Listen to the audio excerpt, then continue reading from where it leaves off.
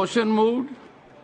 The motions for consideration of the Waqf Amendment Bill 2025 and the Mussalman Waqf Repeal Bill 2025 are now open for discussion. I now call upon the members whose names have been received for participation in the discussion. Dr. Syed Nasir Hussain. 20 minutes.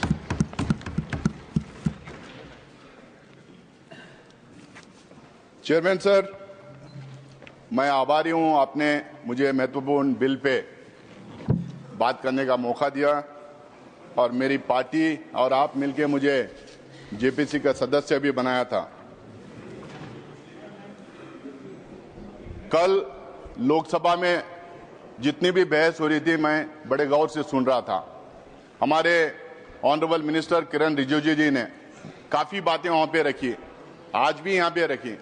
कल हमारे देश के गृह मंत्री भी वहां पे काफी बात रखी। उन्होंने कहा कि ये बिल 2025 का नहीं आता अगर 1995 का एक्ट और 2013 के अमेंडमेंट्स नहीं आते। मैं आपके माध्यम से पूरे देशवासियों को ये बताना चाहता हूं, जब 1995 में ये बिल आई थी और 2013 में जब ये अमेंडमेंट्स आए थे, जो आज भारतीय जनता पार्टी ये क्लेम कर रही है कि कांग्रेस पार्टी ने ये ड्रैकोनियन लॉस लाई थी, कांग्रेस पार्टी ने एक कम्युनिटी को अपीस करने के लिए लाई थी, ये कॉन्स्टिट्यूशन से परे है। ये जो आज बड़ी बड़ी बात ये कर रहे हैं और इसका बेसिस बनाए आज के बिल का, मैं इनसे पूछना चाहता हूं कि 1995 में आप क्यों इस बिल का समर्थन किए थे? 1995 में अडवाणी साहब यहां पे थे, मुरली मनोहर जोशी जी थे, सुषमा स्वराज जी थे, अरुण जेटली जी थे, राजनाथ सिंह जी थे, सारे के सारे कंसेंसस के साथ 1995 का वक्फ बिल पास किया था। 2013 में जब ये अमेंडमेंट्स आए थे, जब भी कंसेंसस से पास किया गया था। 1995 में लोकसभा में भारतीय जनता पार्टी की तरफ से बंडारू दत्तात्रेय जी ने अपनी बात रखी थी और राज्यसभा में सिकंदर बख्श जी ने अपनी बात रखी थी। अपनी बात रखने के टाइम पे दोनों भी इस बिल का पूरा समर्थन किया था। उसके बाद में लोकसभा में भी उसके बाद में इनके 2009 के मैनिफेस्टो में भारतीय जनता पार्टी ये कहती है कि हम रहमान खान कमेटी रिपोर्ट को एग्जामिन करके हम उसको इंप्लीमेंट करने का काम करेंगे। उसी रहमान खान कमेटी के रिपोर्ट के रिकमेंडेशंस के बेसिस पे, और आज ये जो बार बार कह रहे हैं सच्चर कमेटी रिपोर्ट, जिस कमेटी के रिपोर्ट को इन टोटो इन्होंने खारिज किया था, उनके खिलाफ क्या क्या इन्होंने नहीं कहा था, उस कमेटी के रिपोर्ट के खिलाफ इन्होंने क्या क्या नहीं किया था।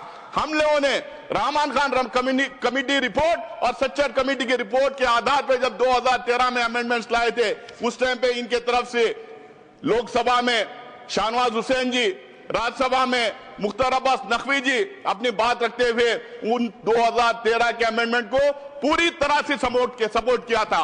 मैं इन लोगों से पूछना चाहता हूं, अगर ये ड्रैकोनियन लॉ था, अगर ये किसी एक कम्युनिटी को अपीस करने का मामला था, अगर ये कॉन्स्टिट्यूशन के परे थे, तो आपने क्यों सपोर्ट किया था? क्यों कंसेंसस के साथ आपने ये बिल पास करने दिया था? आज 2013 के बाद सर 2014 में ये लोग सरकार में आ गए। 2014 से 2024 तक इनको समझ में नहीं आया कि ये ड्रैकोनियन लॉ है। इनको ये समझ में नहीं आया कि कम्युनिटी को अपीस करने के लिए लाया गया है। 2024 में फिर ये बिल इनको 2024 में इनको याद आ गया, वक्फ बोर्ड ड्रैकोनियन लॉ है, कम्युनिटी को अपीस कर रहे हैं। 2024 में याद आया।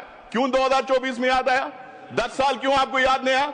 2024 में इसलिए याद आया क्योंकि 400 का नारा इनको दिए थे, 240 में निपट गए थे। इनको बिल्कुल मेजॉरिटी नहीं मिली थी।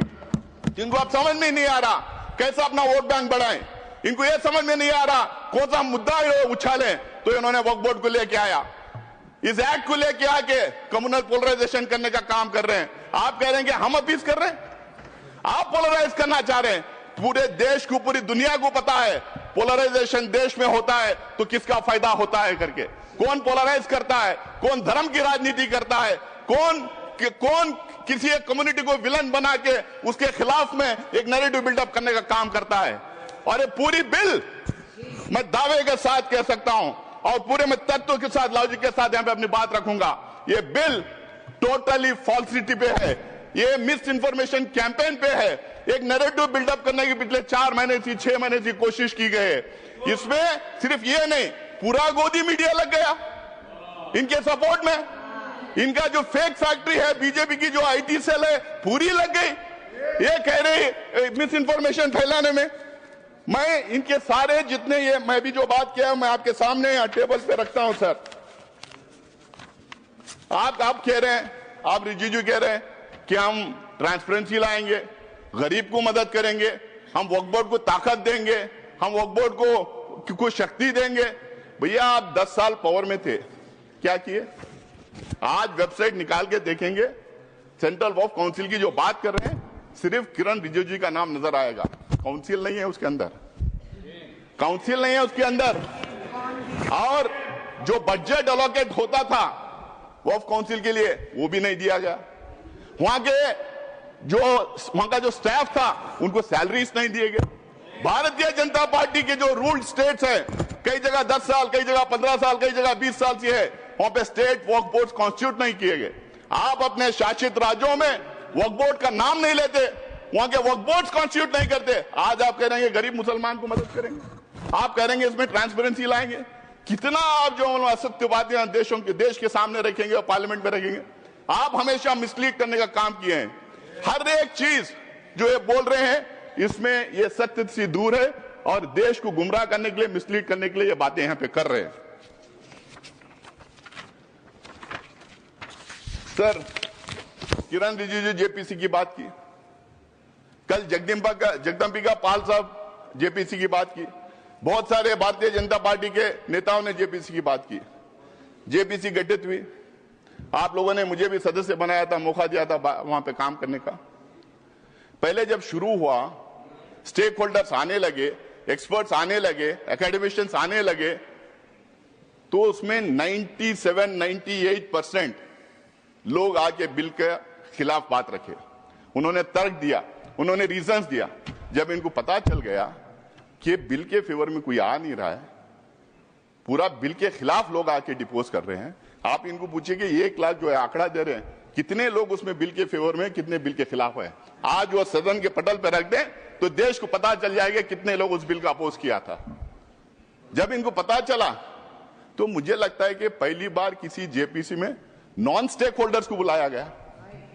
नॉन स्टेक होल्डर्स जिसको वक्फ से कुछ लेना देना नहीं है, ना वो दान दे सकता है, ना उसका मेंबर बन सकता है, जिसको वक्फ के बारे में पता नहीं है, कोई नॉलेज नहीं है, और कुछ ऐसे थे एक्सट्रीमली कम्युनल स्टेटमेंट्स आके वहां पे दे रहे थे।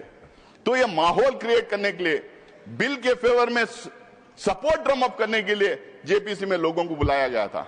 आज ये बार बार ये कह रहे हैं कि जेपीसी के रिकमेंडेशंस लाए हैं, जेपीसी के रिकमेंडेशंस लाइए। इनको पूछिए क्लॉज बाय क्लॉज उसमें डिस्कशन हुआ था, उसमें क्लॉज बाय क्लॉज डिस्कशन हुआ था। किसी भी जेपीसी का ये मिनिमम बेसिक रिक्वायरमेंट होता है कि वहां पे अमेंडमेंट्स के लिए जो भेजा गया है उसका क्लॉज बाय क्लॉज डिस्कशन होना है। मुझे लगता है कि पहली बार ये 75 years of parliamentary democracy in India में जेपीसी में क्लॉज बाय क्लॉज बिना डिस्कस किए अमेंडमेंट बुलडोज करके इन्होंने लेके आया है। वो पूरी जेपीसी के रिकमेंडेशंस नहीं थे, वो पूरी जेपीसी के रिकमेंडेशंस नहीं थे, वो एनडीए के एमपीज के रिकमेंडेशन थे, वो थोपे हुए रिकमेंडेशन थे। वहां पे अंतर ज्यादा नहीं था, 1-2 एमपीज का अंतर था। आप उठा के जेपीसी की रिपोर्ट में देख ले कितने फेवर में किए, कितने खिलाफ किए। हमारा एक भी रिकमेंडेशन उसमें लाया नहीं गया है। तो अगर वही आपको करना था, जो स्टेक होल्डर जो आए थे, जो वहां पे डिपोज किए थे इसके खिलाफ में, उनका सुझाव नहीं लेना था, अपोजिशन के एमपी का सुझाव नहीं लेना था, जेपीसी गठित ही नहीं करना था। आज जेपीसी की बात कर रहे हैं आप ऐसा कर रहे हैं, हमने इतना बड़ा दिल कर दिया, हमने जेपीसी में भेज दिया। अरे जेपीसी में भेज के किया क्या, उसको और वर्सन किया है। मैं आगे बताऊंगा कैसा कैसा इन्होंने वर्सन किया है। Please sir I need your protection. Yes please जब रिजू जी बात कर रहे थे हम लोगों ने किसी ने बात नहीं किया। प्लीज बैठ करके ये मत ना समझे कि आप बात करने तो हमारी कैपेसिटी नहीं डिस्टर्ब करने के लिए। प्लीज आप सर, जी उनको बोलने दीजिए प्लीज। सर ये जितने अमेंडमेंट्स अब लाए हैं हमारे कॉन्स्टिट्यूशनल प्रोविजंस के खिलाफ हैं। ये 14, 25, 26, 30 को वायलेट करते हैं। ये इक्वलिटी बिफोर लॉ को वायलेट करते हैं। ये parity in laws for all sections of the people को वायलेट करते हैं। वन नेशन वन लॉ हम नहीं कहते, वन नेशन वन लॉ का नारा बार बार ये लोग देते हैं, उसको ये वायलेट करते हैं। ये यूसीसी बार बार बोलते हैं, उसको ये वायलेट करते हैं। अगर इतना ही है, मैं आज भी यहां कह रहा हूं, कांग्रेस पार्टी की तरफ से मैं कह रहा हूं, एक मुसलमान एमपी उस कम्युनिटी के होने के नाते से मैं कह रहा हूं, इस देश में जितने समुदाय हैं, जितने धर्म हैं, उन तमाम religious centres, religious activity centres, धर्मस्थल जितने हैं, उसके गवर्नेंस और एडमिनिस्ट्रेशन में एक तरफ ये एक तरीके का लॉ होना चाहिए। सबको एक तरीके का लॉ रहने, हिंदूज को, मुसलमान को, सिख्स को, क्रिश्चियन को, पारसीज को, जोरस्ट्रियंस को, सबको एक तरीके का लॉ बनाइए। आप क्यों घबरा रहे हैं उससे? बनाइए लॉ उसके लिए, पर्सनल लॉ छोड़ के बाकी के सब गवर्नेंस एंड